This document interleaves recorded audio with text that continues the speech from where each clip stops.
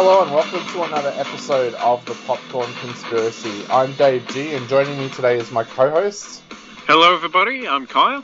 And today we're going to be taking a look at Steven Spielberg's brand new film that is out in cinemas right now. It's called The Fabelmans, and it basically is a film that tells the story of his early life as a child, of when he first developed an interest in cinema and how that happened, and what life was like with his parents and what life was like for him at school as well. And we'll go through and talk a little bit about the actors and everything with the film. But just to kick it off, mate, one of the things that I found I was wondering about this film when I went into it was Steven Spielberg the right person to tell the story, to tell his story? Because it felt like some kind of weird flex for me when I first heard about this film.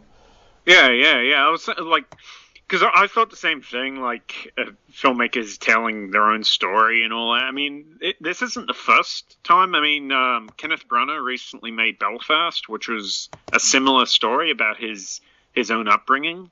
Yeah. There's also been, I believe, James Gray, who directed Armageddon Time recently. Yeah. Again, something similar, but not filmmaking. It was, I guess, it was swapped out for just artistry or some other kind of artistry, but it was the same kind of story of his own upbringing. But I guess I kind of thought with Spielberg, like he's somebody that's been making movies for the last 50 years, and I guess I'd be interested to know what kind of drove him to that. Even though I've never read his biographies or anything, but yeah, I'd just be interested to know what upbringing he had that kind of pushed him into film. Yeah. It's interesting because I was listening to people talking about that, and I thought, well, not a lot of people had issues with Kevin Williamson making Dawson's Creek, which was pretty much his childhood, to the point where some of the characters apparently reflect different aspects of his personality, like when he was growing up as well. But Dawson and his love for Spielberg, funny enough, that was Kevin Williamson's life. I guess the bit, like, and you mentioned Kenneth Branagh with Belfast, I guess the bit that people were really talking about was that this was more about Spielberg as a young filmmaker, and I'm kind of wondering if a lot of people expected like a Super 8 kind of film in there, like whereas with Kenneth Branagh and Belfast, that was more about what he experienced with the political and religious problems in Ireland.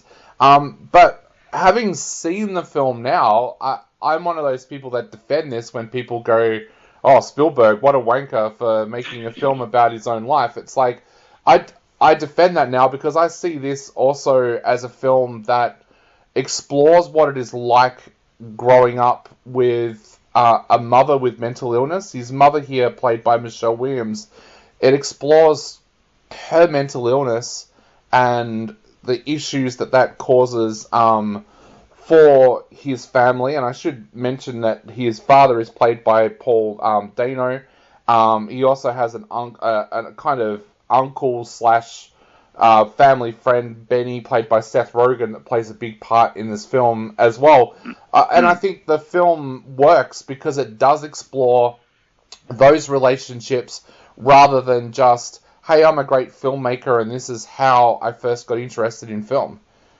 Yeah, it's definitely it delves a lot more into the family dynamic than it does on any kind of just factual, oh, this is what I did, you know? Like, in a way, it's a deeply personal film. It's not just then I did this and I did this. Like, it doesn't even really go into his time as a professional filmmaker or even like his earliest times. It's mostly him making movies with his friends, and like the idea of something that his other uncle, would it be his great uncle, played by Judd Hirsch, who shows up, and kind of he's a lion tamer, but he pushed away his family in order to indulge his passion for his art. And like I said, it's not putting your head in a lion's mouth. That's not an art. Getting the lion not to bite down. That's the art, you know. Yeah. And just that, basically him telling him that you're going to have to decide between your art and your family, and that's kind of what the movie's about. His this young boy who isn't called Spielberg, but Fabelman, but it's obviously based on Spielberg, and him kind of understanding that his parents are real people. They're not these kind of the thing that people when they grow up, they need to understand that their parents, they're not these grandiose people, that they're just normal human beings that make mistakes of their own.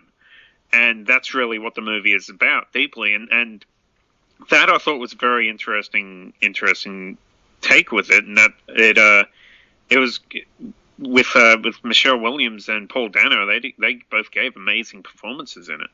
Yeah, it had a little bit of a Licorice Pizza feel to it, in a sense, all the way through this film, which I thought worked, because I know with Spielberg, when you go into a Spielberg film, you're never really sure what kind of style his film is going to be, and he's kind of changed his style a little bit over the years as well, and there's been a couple of times recently where, and I never thought I would say this, where I didn't find some of the films that he's made later on in his career as interesting as his early films. I thought that sometimes it almost felt like he had this thing about him of, well, it's got the Spielberg name on it, so people are going to go and see it, so it doesn't have to be a work of art. Whereas for me, growing up, I go back and think of when I was young, and a Spielberg film was a Spielberg film, but then in the later years, films like Bridge of Spies and The Post,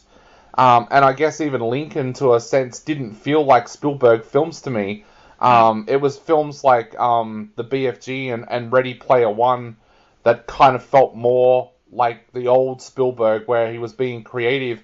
And I think in the last couple of years, we've even seen Spielberg do a couple of passion projects that he's really wanted to do, like West Side Story. And so to go and see this film and to feel that Spielberg magic again, obviously it is a passion project because it's about his family and he's telling his own story, but that old magic was there. It felt like, when I was watching it, I felt like I was watching a cross between Super 8 and the friendships in Stranger Things, mixed in with that Licorice Pizza kind of feel, and I think it really, really worked. He's cast it brilliantly well. Like you said, Paul Dano and Michelle Williams, I think we can probably accept that either or both will get Oscar nominations for this film. But yeah, I was really surprised how well it played out and how honest he was. I guess after having seen the Whitney Houston film, where it kept a lot of the darkness from her family out of the film, this film was kind of like bones and all. Like, this happened, my mum suffered from mental illness, because you could imagine why Spielberg might want to keep that stuff secret, but he throws it out there for everybody to see. Yeah, it's almost kind of uncomfortable watching it. It's like, Jesus, like he's actually going there with this. It's like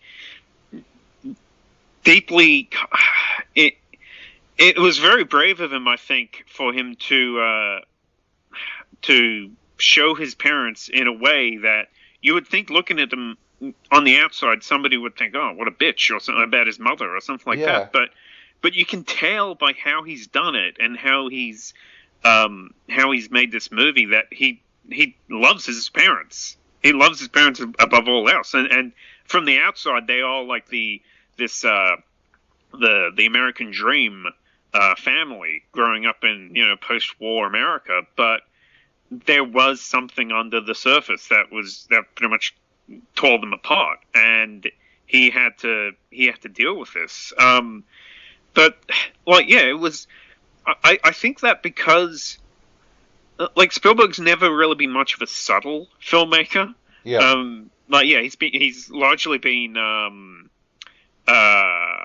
he's largely been more of a bombastic kind of filmmaker. Movies like Jurassic Park, Jaws, or all those kind of big things. But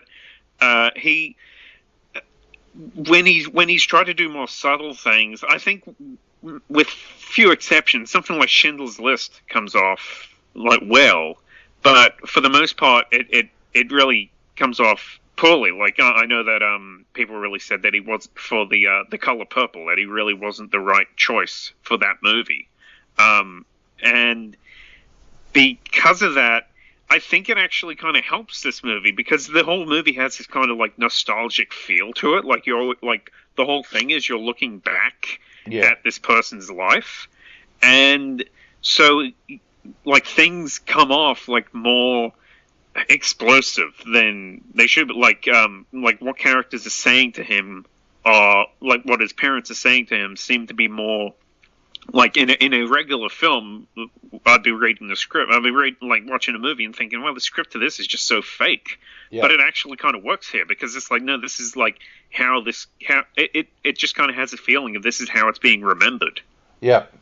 The other thing that I took away from this film too is that everyone's talking about Paul Dano and Michelle Williams, and like we said before, that there's a chance that both of them will probably get Oscar nominations for this film, but everybody seems to be forgetting about the actors that play Sammy Fabelman in this film as well. You've got Matteo Zoran, who plays the young Sammy, and then you've got Gabrielle LaBelle that plays the older Sammy at high school.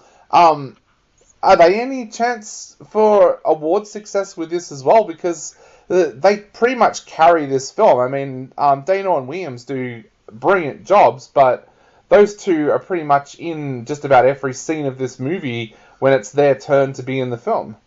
Yeah, I really think Gabriel LaBelle deserves some recognition for his performance in this, because for such a young actor to be taking on such heavy material, this of this character who's having his life torn apart, and for him to actually be able to go up against Paul Dano and Michelle Williams and other veteran actors that have been at this for a long time, and for him to be able to go toe to toe with them was really impressive. I'm not sure whether he'll get Oscar nominations or anything. In some, he might actually be up against Michelle Williams, and depending on how they count best actors and stuff like that. But he does such a really great job for such a young actor, which is something that you don't really see that much these days for a movie like this. Usually the protagonist character is actually kind of bad. Yeah. But maybe it was just because I had just seen The Sun recently. But but I thought he did a really great job in this, and I wouldn't be surprised if we see him getting some hefty nominations. Do we need an up and coming award at the Oscars? I mean, we did that a few years ago with the actors, which are kind of the Australian version of the Oscars, where they brought in the up and coming award, which is I think it's called the Heath Ledger Award now. Do we need that at the Oscars, where child actors or maybe there's a cut-off point of 20, 21 years old or something? Do we need an Oscar to do that? Because we see, you and I see a lot of movies, so we see a lot of films where there's child actors and young actors that you just know are not going to get an Oscar nomination because of their age. Do we need an up-and-coming award? I think it would help. I mean, you see someone like Gabriel LaBelle, he's not, he was really good in this movie, but just the idea that he's going to be up against Brendan Fraser from The Whale, that's it's just not going to it's not going to work, like, and so I think that there really does need to be other, we could do with some more like up and coming, maybe not a gender specific best upcoming female, but just like a best up and coming actor like under the age of 18 or something would be. Yeah, I think that would be like really early in their careers. I think that would be really a smart decision, considering just some of the great performances that we see from actors that would be kind of otherwise forgotten about in the fray of all the other larger name actors around. The other actor that I thought did a good job in this as well is Seth Rogen. It's interesting now that Seth Rogen is like Jonah Hill. He's getting cast in more serious kind of roles. We saw it a couple of years ago where he was in a comedy, but he was the straight-laced guy. You and I had that weird experience with this film where a friend of ours who we say looks like Seth Rogen was sitting in front of us. But how did you feel that he went with this film? Because I thought this was a real test for him, because this is one of those films where there's no comedy with his character at all. And without spoiling anything in this film, there's questions about his character and his behavior and his, I guess, why he's around the family. How did you feel that Seth Rogen handled that? Because it would have been really easy for Spielberg to have gone with a more dramatic actor for that role. Yeah, I think he really fit the role really well, because like Benny, like Uncle Benny is supposed to be this jovial, happy, friendly character, and he just like Seth Rogen is somebody that just has that charisma. Like, you just kind of can't help but laugh at him, even if you're not really a fan of his movies. He has that charisma, and so he fit the role really well. But also the dramatic parts of it, like that was really good as well. This was kind of a reunition. Kind of reunited him and Michelle Williams from another smaller film they did, Take This Waltz. Yeah, where they played a couple in that, and it was the same thing in that, where he because you like him so much, and it really does, that really helps an actor, I think, for a role like this, for them to have that kind of a certain charisma or something that the audience just kind of empathizes with them or likes them, even if they're in a position that's kind of, that might test the audience's patience a bit.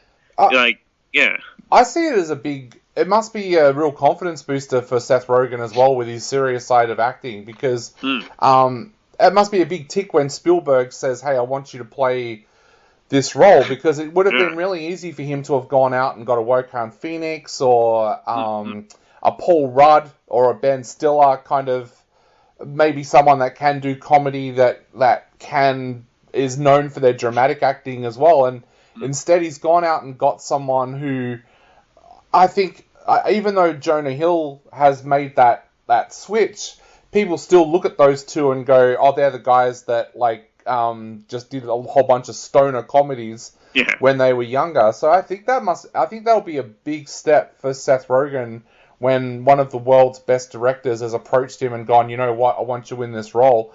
I kind of wonder now, will that mean that we see Seth Rogen do more dramatic roles than comedy roles from now on? I think so, because, he's at the age now where, he can't keep doing the stoner character for the rest of his career. If he wants to kind of branch out and start moving on to do other things, I can't speak for him, but, I definitely, if he doesn't want to just be, I guess, go down like the, even like Cheech and Chong, even they went on and did, even Cheech Marin went on and did like other kind of roles eventually. He had to do more mature roles if he wanted to have a career that went somewhere. So I could definitely see Seth Rogen maturing as an actor in this film, even though it's relatively a small part. He does a really good job in it. There's quite a lot of a lot of great minor parts in this movie. Same thing with Judd Hirsch as his Uncle Boris. There's a lot of really good actors in really small parts in this movie that I think really helped the whole thing. Yeah, you mentioned earlier too that Spielberg is a subtle director, and I liked the fact that there's that he's not normally a subtle director. Sorry. Yeah. Here I thought I liked the fact that he was subtle with with Sammy falling in love with cinema. Like he could have done it so that there was like, this massive event, and that was the moment that he wanted to be a filmmaker. But with this, it was like, they go along and see The Greatest Show. He wants to recreate the train smash at home. Yeah. So he starts doing that and starts filming things like that. I liked that because I think that was one of the things that a lot of people thought might have been a problem with this film, is that it might have had that godlike feeling to it, where it's like, I'm one of the best filmmakers in the world, and this was my moment of enlightenment, and I knew I was going to be a filmmaker from this part. Whereas when you watch this film, it feels like it's just like any of us would have done. Like, one of my earliest memories is watching Inspector Gadget for the first time, and then going outside and swinging around on the Hills hoist, like going, look, it's my helicopter hat. Like, it's just what you did as a kid. And I liked that it was kind of subtle. And then when he's at high school and he's being victimized, he's like, I can still use my camera. Like, maybe this is the way to impress these people. I liked that. I liked that there was no kind of, like I said, godlike moment where like the world's changed and a young Fabelman becomes a filmmaker. I thought that was really good, and it probably showed the maturity on Spielberg's level and discredited all of those things that people were saying were going to be a negative with his film.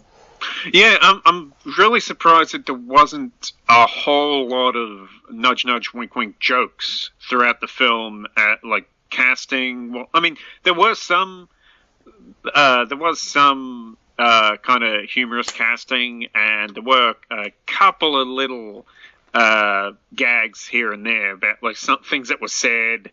At one point, a whole bunch of girls after one of his screenings of one of his little films that he makes, and why can't a girl be the hero in one of your movies? Which is something that like recently has come up with some of Spielberg's films, which had the audience chuckling a bit. Yeah. And there's a couple of other things here and there, but there wasn't a whole lot of references throughout it, which you would kind of expect to see, considering the amount of movies that this guy has either directed himself or been responsible for in some capacity. Like, you'd expect there to be Jurassic Park references, Jaws references, E.T. references, Back to the Future. You'd expect all of this stuff throughout it, and there isn't. Like, it kind of it sticks to the story that he wanted to tell of his own upbringing and his own family, and that really helped the film. Do you think that in a way he wanted this to be more of a movie about what it was like being in a family with someone with mental illness, rather than this is my journey as a filmmaker? Or do you think, because I kind of think he combined both of those really, really well, but do you think that was an important thing that he wanted to get out there as well, that if you are in a house, and it did come through in a sense that his dad didn't want him to be a filmmaker, not to the point where other filmmakers have made films about musicians and stuff where it's pretty much like that gets rammed home to the audience. But I think he got a good mix of that, of what it was like with having those parents and their problems and becoming a filmmaker. I thought he got the good mix there. Yeah, I mean, it was. I'd say this is definitely a kind of movie that he's been thinking that at this point in his life he wants to tell his own story. Yeah. I think the genesis for the movie was him kind of looking, okay, well, what movie would he want to make that he hasn't made already?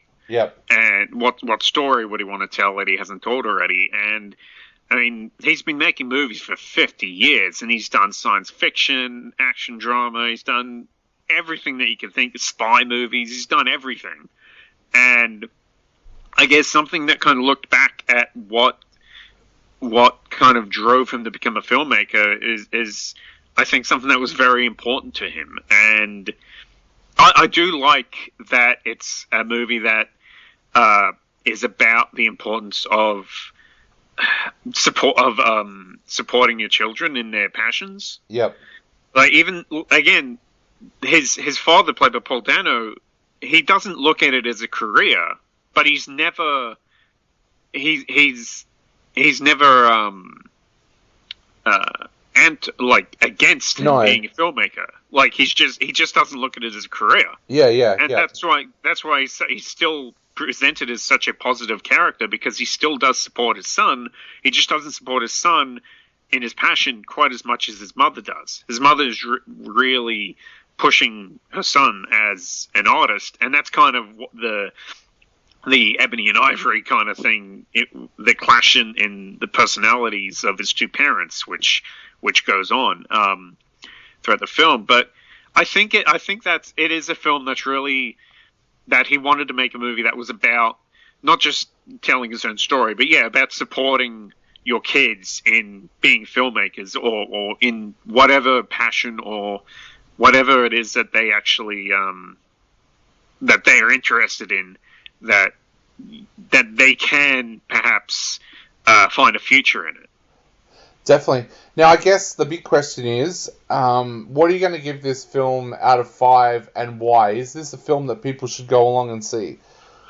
I'm going to give this 4 out of 5. I really did enjoy it. I think at some points there are some scenes that maybe feel like they go on a little bit too long, but maybe he was indulging a little bit too much in his own nostalgia for these sequences. But overall, the performances are great. The story I thought was great, and I just really like seeing movies about filmmaking. And I loved seeing like these little student films being made, and all the steps along the way of the movies being made, and then seeing the finished product and seeing the movie magic on screen. Like, I really enjoyed seeing that. And just to top it off with the great performances by Michelle Williams and Paul Dano and I've forgotten the child actor's name, Gabriel LaBelle. Just great performances. I'd give it 4 out of 5. Yeah, I'm going to go a little bit higher. I'm going to go 4.5 out of 5. I thought this was a really, really good film. Like I said, I kept on thinking about Licorice Pizza when I was watching this film, but I was also thinking about how different artists have been portrayed on screen previously, and I really got this feeling that Spielberg got everything right with this film, with how to put together a film like this. There's the bad side of his family, but he also shows the good side, and how different things during his life got him to the point where he is today as a director. Like you, I thought the acting was just absolutely amazing, and I think the screenplay is amazing as well. So I'm going to give this one 4.5 out of 5. That's it for this episode of the Popcorn Conspiracy. Kyle gave the Fabelmans 4 out of 5. I gave it 4.5 out of 5. Go along, check it out, see what got Spielberg to the point where he is today. We'll be back soon with another episode of the Popcorn Conspiracy, but for now, I've been Dave G. And I've been Kyle. And we'll be back very, very soon.